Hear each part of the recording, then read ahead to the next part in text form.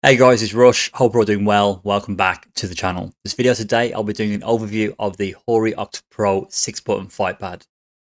For anyone that's followed me for a long time, you'll know that both this controller is very important and this video is very important to me. This could be one of the biggest videos and most important videos I've ever made on this channel. I started playing Street Fighter 5 with the HORI FC4 pad on the PS4. I did try the HORI OCTA and I was not a fan of that controller. I never used it for any of the fighting games that I played. So when I found out about the OCTA Pro, I was eagerly awaiting this control pad. I remember it being announced and waiting for months to hear more news. We got more news and then we finally got a release date. So this control pad is very important to me and I'm really excited to bring you more information about the pad on the channel. Find out more, keep watching and I'll give you my honest opinions.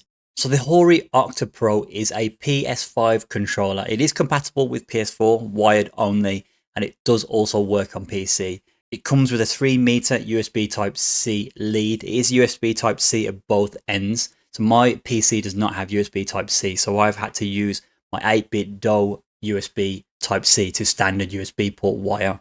But I've had no issues using a third-party wire with the controller. This is the USB dongle. Again, that's USB Type-C. And with the controller, you also get 3 different D-pads. We'll swap these out later on, but you just grab one of the directions and there's a little hole, and then you can switch it out for the other D-pads. They just slot on. It's like a little shape on the back. It's like Lego. You just plug it in. And it is very secure once you plug it in to the controller. The controller looks really big, but it's not actually too big. It's not actually as heavy as it looks either. It actually feels quite light for the size. So if I switch this out for the current Xbox controller, you can see it's very similar in size. If I bring that across there, the HORI is, you can see, bigger, but not by much. It's very similar in sort of shape and design. So it is wider and the handles are a bit chunkier on the HORI. But as I said, when you pick it up, it's very light. So I weighed it, it's 184 grams, which sounds like a lot, but in my hands, it doesn't feel heavy. It actually feels, best way to explain it is it feels hollow. It doesn't feel dense. Whereas the Fight Wedge, the version 3, this weighs in 168 grams, but this feels solid. It feels chunky, but the HORI feels very plasticky and very, like I said, it feels very hollow. Like it feels thin, if that makes sense. You can feel it in the build quality, but that doesn't mean it's a bad controller in terms of design. I think the look of it is very premium. It does look very nice. The design is amazing. I think from every angle, it looks great. It also feels amazing in the hands. So we talk about the shape. It's got a really big face, and that I like. The handles are significant. You get a nice grip, a nice hold of the controller. If I turn it to the side, you can see the dimensions, the shape. It's got the curve here for your hands to sit, like a recess to sit in. Chunkiness of the pad there in terms of the handle is great. A lot of surface area for the shoulder buttons. Speaking of buttons, so the face buttons are switch. You can hear switches. It uses switches. Nice sound, nice feedback. They are very sensitive, so there's not much travel before you get your button press. None of the other buttons, I believe, are switches. So I went on the HORI website to read up more on this pad, and the D-pad and shoulders, it doesn't mention them being switches, but it does mention that the 6 face buttons are switches. So I don't think the D-pad or the shoulders are switches. It has an analog stick, which you can use for movement in 3D games particularly. You can even use it for fighting games if you prefer the analog stick. But it also has a right analog stick. And why I like that is because it doesn't limit this controller to just fighting games. You can technically play other games, 3D games, using this. This doesn't protrude out that much. You catch it on the light. See, it's a bit flat. You see that? So it doesn't like lean, if that makes sense. How this leans left and right. It doesn't lean. This slides left and right, but you can still move it around. I think it's perfectly fine to play 3D games. If you're desperate for a controller to use on 3D games and you're limited on control pads, you can easily use this for 3D games and it'll be perfectly fine. It's also good for navigation in fighting games. So for example, World Tour mode in Street Fighter 6, you can use this to help with the camera or navigate or whatever you need to do in that 3D environment. Going back to the left analog stick, it has a gate. It has an 8-way gate, an OCTA gate. You can feel that as you go around. Other functionality, you've got the USB port there, and that can be locked. So I haven't actually messed with the lock, but you can lock it in place so the wire doesn't pull out. That will only work with the wire that comes with the controller. This controller does support profiles, so you can have multiple profiles And on the bottom there, you've got an option to change from PS5, PS4 to PC. And there is a lock function here. Once you enable that, it will lock the settings. So you won't be able to change the settings with that lock enabled. It has a touchpad, which is a nice feature. It's nice to have that on a Fightpad. Most Fightpads don't come with a touchpad. Shoulders, we've had a brief look at them, but they're nice shape. There is quite a small gap between the two, but because of the size, because they have a lip, they actually have like a shape to them. They're very easy to feel and press. So you know exactly where your fingers are when you're using those shoulder buttons. And on the reverse, you have paddles as well. So this is again another nice feature. The paddles are more into the handles rather than being centralized. What I found when I use the paddles is my middle fingers would naturally sit on the paddles. So let's talk about the D-pads. You get 3 D-pads with the controller. This one is reminiscent of the FC4 D-pad. It has that cross shape which stands out. This one is the old OCTA D-pad. This one actually gave me PTSD when I first saw it because it reminded me of the OCTA. It brought back all those memories of me disliking that controller. So I have used it. It's actually fine, but we'll talk about that in a bit more detail. And this one here is a bit more like it's a new sort of shape, but it's a bit more flat. So if we can get the light on it, you can see it's quite flat. The ridges you can't really feel them when you're using it. Whereas on this one and the one that I've got plugged in at the moment, the ridges sort of stand out a bit more. So you can feel the directions more, which is nice on this one. But obviously on this one, because it is a cross shape, it's a cross shape, but it is circular. You can feel those directions. But this is my preferred one. I do like that one, not just because it's similar to the FC4, but for the way I use the D-pad. And I've felt my inputs in multiple games. I've tried Tekken 8, I've tried Street Fighter 6. This one suits me more in both of those games. To swap them out, it is a little finicky, but you put your nail in one of the 4 corners and it just lifts out. So it's not too difficult to do, but it can be a bit finicky. Some sides get a bit stuck, but you pull it out. As I said earlier on, it's like Lego. You just put the other one on top, make sure it's in the right position, and it will just press in place. So how does the controller feel overall? Well, as I mentioned, it fits very snug in the hands. Great fit. My fingers sit right over shoulder buttons. My thumbs over both the face buttons and the D-pad. The positioning of the buttons and the D-pad is perfect, and they are in alignment as well, which is great. So it's very natural. As I mentioned, my middle fingers sit on the paddles on the back. So everything's in the right place. The control pad sits very nicely in the hands. The D-pad, how to explain, it does feel a little stiff. I mean, that could be the breaking in period. As I mentioned, it's not using switches, so it's probably got a membrane underneath. So the membrane's probably a bit stiff, but yeah, the inputs aren't bad. And even in game, the inputs are very clean, but it is a little bit of resistance to this. And I haven't got an FC4 to compare it to, but I feel like it's very similar to the FC4 when you first have them. So yeah, it doesn't feel bad at all. As I mentioned, this is a circular D-pad, so you can feel the diagonals now. The FC4 was just a cross that sat in like a cross-shaped recess, whereas this is a full circle, so I can actually feel those corners. If I go right down in between the 2 directions of the right and down, I can actually feel the circle itself, so I can actually press there as well. So I do like that, and I think that would have always been a better design for the FC4. So they've actually included that now with this controller, which is very nice. But there is one big problem with this pad. This pad is not perfect, and you probably know what that is. It's the analog stick. This analog stick, when I use the D-pad, so I use the ball of my thumb, I use this part here rather than the tip, which I know is weird. But if I'm using the D-pad like that, I'm actually rubbing against the analog stick, and that's not exaggerated. That's just me doing a quarter circle input. And I can see I'm just touching it. Ever so slightly, I'm touching it.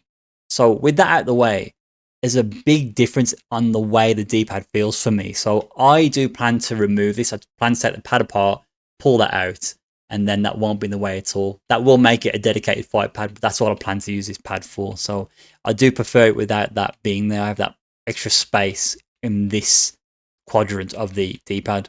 It's not a major issue as well, but the OCTA gate, it does have a little lip to it. So this area is gloss, and that is raised ever so slightly. It's a really nice design. I do like that. But again, that as well, even with that pull to the side, if I'm doing that, I can feel the gate. So it's not a massive issue, but it's not great. I mean, if I was to be like super particular, I would remove this and I'd probably sand that down to get rid of that lip. But it's not that big of a deal. This is the main problem. And the other niggle I have, I don't actually know why manufacturers use these switches for the face buttons. The Victrix BFG has this as well. But the thing with this is, compare this to the FC4, you do get a nice feedback in terms of sound. It is very quick to press, and I suppose that's the main advantage. They're very fast. But the thing is, they're very sensitive as well. And compared to the FC4, they were not switches. So there was a little bit more travel to the button, but I liked that because I had to really press the button like quite hard to get the input. There are times where I've accidentally pressed some of these face buttons, and that's because, again, they're so sensitive. So I don't know why companies go for that design, but for me, the old FC4 buttons were never a problem, but these buttons are similar. So the actual size of them, the alignment, the spacing of them is very similar to the FC4. So I like these buttons. They're really nice. Like I said, I don't know what the obsession is with switches, but I mean, if you don't mind switches, that's fine, but they can be a tad sensitive in my opinion. This is the HORI Device Manager software, particularly Volume 2. Volume 2 is the one you need to use for the HORI OCTA Pro. Now, I will mention that you may need to update the firmware on your controller. And the reason I advise doing that is because when this pad first came out in Japan, there were some input problems and they updated the firmware to address that issue.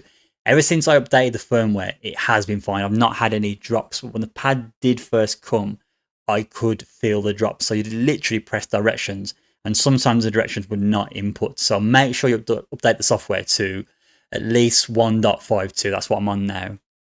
So I've just plugged it in. Let's go to the controller. And here you can set your button mappings. If you click on the profile at the top, click on switch and edit profile. Here you can there do your button mappings and you can tweak the D-pad settings. So what's nice about this, the D-pad, you can actually disable the left on analog stick, which is a really good addition. So I disabled that and I noticed a difference in my inputs because I was touching that analog stick. So definitely enable that. Let's go back to button mappings. So this is the stock button mapping and this is perfectly fine. One thing I'll mention about the button mappings is you can't overlap buttons currently. So for example, you can't map two R1s. If I try to map an R1 here, let's click on R1, probably not too clear on the screen.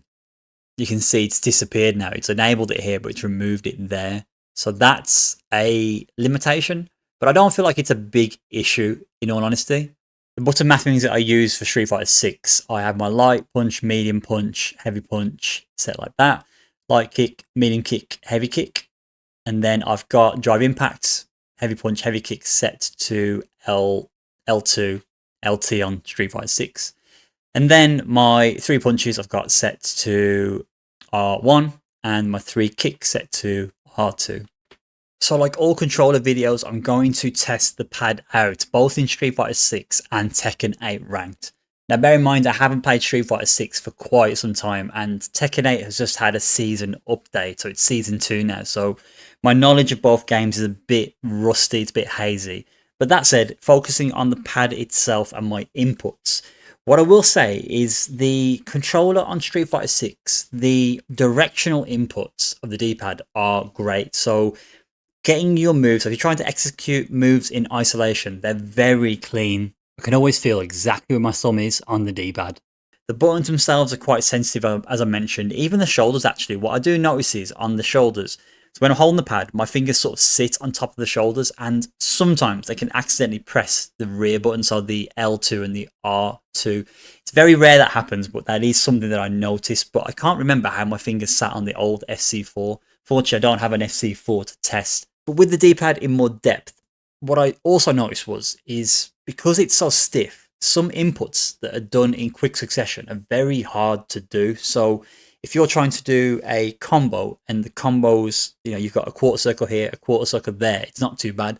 But if you've got to do a reactionary quarter circle or a reactionary DP input, or even anti-air DP, if someone jumps in on you and you've only got a short space of time to react, maybe you've left it so late or your mind was somewhere else, you were focusing on something else, trying to get those inputs can be very tricky. I feel like it doesn't register the down or the forward input always unless you emphasize it. And that's not a bad thing. You just got to make sure your inputs are super clean.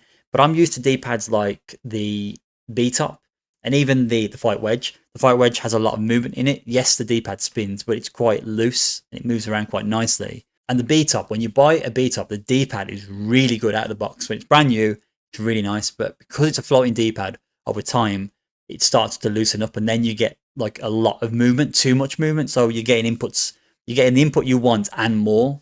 It's the opposite with this. I feel like it's so restrictive. I'm not quite registering the down or the forward input when I'm doing those quarter circle forward or quarter circle back or DP inputs. So you have to be very clean. You have to emphasize the inputs, but it is better than the HORI OCTA, 100 miles ahead of where the HORI OCTA was. So if I was to rank the FC4, the HORI OCTA, and the HORI OCTA Pro, I would say the FC4 has the better D-pad. Then it's this. Then I'd say the OCTA. The OCTA comes dead last. It's terrible, but this, it isn't quite as good as the FC4, which is, I feel like it's crazy me saying that. You have got the different D-pad modules. So I will say with the different D-pad modules, you can try them out. So the more flat one that I showed you, it enables more movement, but it's a bit too much movement, similar to what I said with the B-top, where it becomes loose. The OCTA, the old OCTA style D-pad, like it's in the middle, but like for me, I feel like the cross shape is better than that one. So if you do buy this pad, you've got to try the different D-pads out yourself. They do make an ever so slight difference. I prefer the cross shape, but the cross shape I feel like, again, really limits the inputs. Tekken 8 with this controller is a really good experience. So because I play Law, who doesn't have any motion inputs, doing directional inputs, whether it be up, down, left, right, or diagonals, is super crisp, super clean on this controller. I don't have any issues with the combos. I'd say combos feel easier in Tekken when I'm using this controller, particularly that cross-shaped D-pad. But again, because it's quite stiff, I do notice my movements a little bit restricted. I feel like my backdashes, my side steps, just generally my movement is slower. So it is something that's consistent across both games. There is this slight sluggish feel with the D-pad, but it may be something that will break in over time. It may loosen up and feel better. But going back to Street Fighter 6, I do feel like I struggled a little bit more than I expected, I feel. And again, I think it's because of the restrictedness of the D-pad. Or if everything else felt great, like the shape of the controller, getting my shoulder buttons, I didn't have any issues pressing the shoulders and accidentally pressing both. You can really feel where your fingers are in terms of the shoulders. The face buttons, as I mentioned, are quite sensitive, so you have to make sure you complete your inputs before you even attempt to press the button, because I have seen sometimes where I do my motion inputs, sometimes I press the button. I've seen it in training mode. I'm pressing the button down, the face button, before the motion is complete, so it cuts off the special move, meaning the special move doesn't come out. That is just something you have to get used to. The buttons are very sensitive, as I mentioned. That analog stick definitely is in the way. Without that being there, it makes it a more comfortable experience using the D-pad. So to summarize, a very nice controller. I think it's fantastic to look at. It feels great. I think the functionality is all there. The buttons, the layout and design of the buttons, the shoulders, the face buttons, the D-pad position is great. The shape of the pad itself is great. The fact you have these different D-pads, I think this is a good thing, because some people have said they don't make much of a difference. The difference is ever so slight, but to me, the difference is slight enough to notice, which is important. So try them out if you do buy the pad and find which one you prefer. You may prefer different ones for different games. The analog stick is a problem. I can't pretend like it's not. This being there is an issue. I just don't understand why they couldn't just put this down there. You know, like the PlayStation style controllers, just have that in the middle right there, so it doesn't intrude with the D-pad. But on the topic of the D-pad, this is definitely the most disappointing part for me. It's not bad, it's okay, but that's sort of where my disappointment comes in, because I had really high hopes for the control pad. And this control pad does everything fantastically. Everything's really good, as I mentioned. That is in the way, but we can do things to eliminate that.